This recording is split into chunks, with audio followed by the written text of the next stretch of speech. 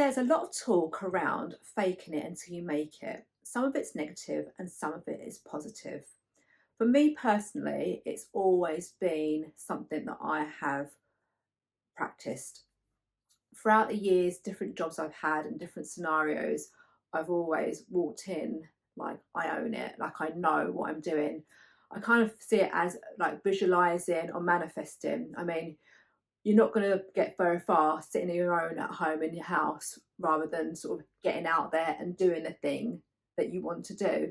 Whether it's been jobs that I've had, like parties I've gone to, or anything like that, situations like social situations, when I've put myself in the situation, I genuinely believe that I am meant to be there and I know what I'm talking about and I know exactly what I'm doing.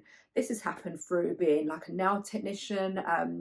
I was like a nail technician for years, many years ago, um, and I managed to get some pretty decent jobs through doing this. I did some celebrity nails, and I hadn't been doing it for very long, but I got myself quite far very quickly because, okay, I had really good skills. I had brilliant nail art skills, but speaking to the right people, looking the part, getting involved, that made everything much easier. Deep down, I was absolutely terrified. When I first started doing nails, I'm not going to lie, my first few clients, I had to take beta blockers to stop myself from shaking. But I'd put myself into a really nice salon at the time, like a high-end salon, to start doing nails. It was my first job. Really, I hadn't done any clients at all apart from on the courses that I've been on. But I put myself through this and, I talked myself up. I can do this.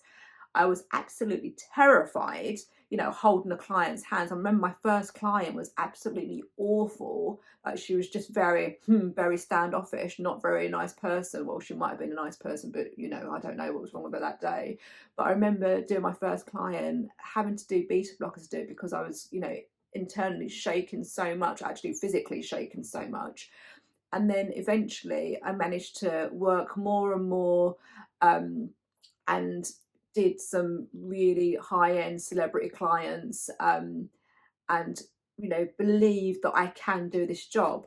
I've done it in several situations. You walk into a nice like hotel lobby or something like that, and everyone's they're all wealthy people in there, and I'm from a working class background, okay, and I've managed to if you fake your way into that, people genuinely believe that you can do this. So it's that is manifesting and being able to put yourself through these scenarios and these circumstances and getting yourself through this. Inside you might be feeling like you can't do this, but on the outside expressing that you can do these things, you can speak to these people, and if anything you're learning from these people. So the more that you're putting yourself through these I keep saying situations, but situations, the more you're going to learn. You're not going to learn from not putting yourself through this. So you can either fake it until you make it, or you can stay at home not doing anything, being terrified to put yourself out there and do the things that you really want to do. So it's all a mindset. It's all in your mind whether you're going to succeed at these things or not. And I know which one I'd rather do, and I know which one works for me. A lot of people say that faking it until you make it is false confidence. It is false confidence at first, but you're never going to learn until you practice. Okay, it's like with anything. When you first start going to the gym, you're very, very weak at first, but then eventually you get more muscle, you get more power behind you. And that's what happens when you fake it until you make it. It genuinely does work for me. It's manifesting, and it is putting yourself out there, visualizing. When I did bodybuilding competitions, I did actually visualize myself on stage winning trophies. I was very, very amateur, but I did eventually win the trophies like every competition that I entered. But really, I didn't have a clue what I was doing. And I will tell you this, I did actually take beta blockers to be on stage and do my posing routine because I was absolutely terrified. You see the girls on stage and they're shaking and everything, and I didn't want to be one of those people. I wanted to look like I belonged there. And so I did, and yeah, faking it until you make it.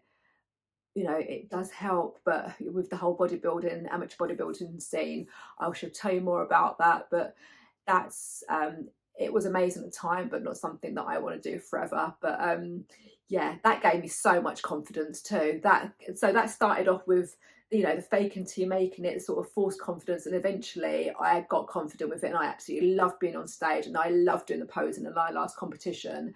But for me, that's not a sustainable, healthy hobby that I want to keep doing. But yeah, it was amazing. So if you need help with anything that you need to do, like with faking it till you make it, do you agree with faking it till you make it? Has it helped you? Let me know in the comments below, and if you like this video, like and subscribe, because I'll be posting more videos like this in the future. But yeah, have you faked it until you made it? And did you make it? Did you fake it until you made it?